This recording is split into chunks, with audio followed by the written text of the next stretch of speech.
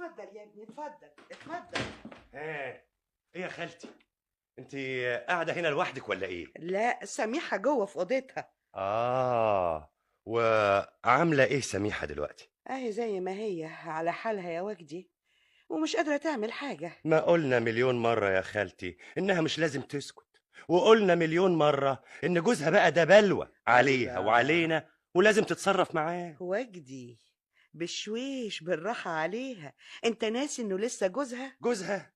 جوزها ما يشتغلش تباع على عربيه ويوم شغال وعشرة عاطل على القهاوي، وبنت خالتي ما تعيش مع واحد كلنا مستعارين منه. اهي عندك جوه، كلمها. لا أنا هنا يا ماما. تعالي يا سميحة، ابن خالتك جاي النهاردة ومتضايق من أحوالك مع جوزك. ومين اللي قالك إني راضية عن أحوالي مع جوزي؟ يا سميحه وجدي أرجوك، ما انا كمان. أنت تخليك بعيد وأنا هتصرف. يا سميحة انت بقالك اكتر من سنة بتقولي هتصرف، لكن للأسف ما بتعمليش حاجة. هتعمل له ايه يا وجدي؟ كفاية الإهانة اللي هي شايفاها منه كل يوم. يبقى خلاص الشخص ده خلاص ما ينفعش لسميحة بنت خالتي.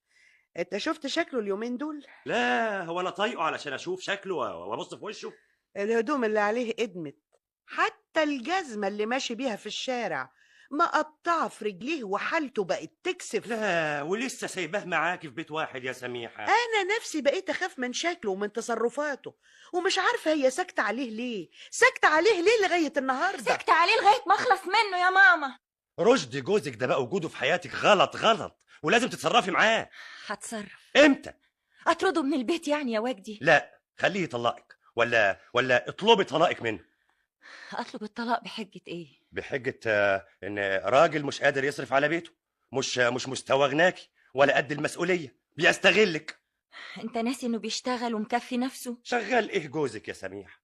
ده حتة تباع على العربية نقل، ده اقل فلاح من اللي شغالين عندك في الارض، يشرفك واحسن منه.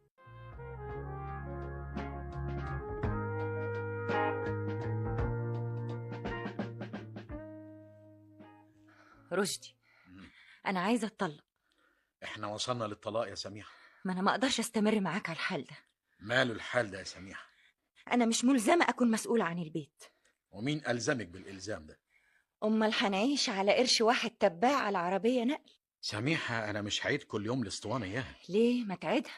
ولا هكرر كلمة واحدة من جبل الكلام اللي بينا، لكن الحال ده أنت السبب فيه، والتباع ده عايش بعرق وشرفه بدل ما يعيش عال على فلوسك.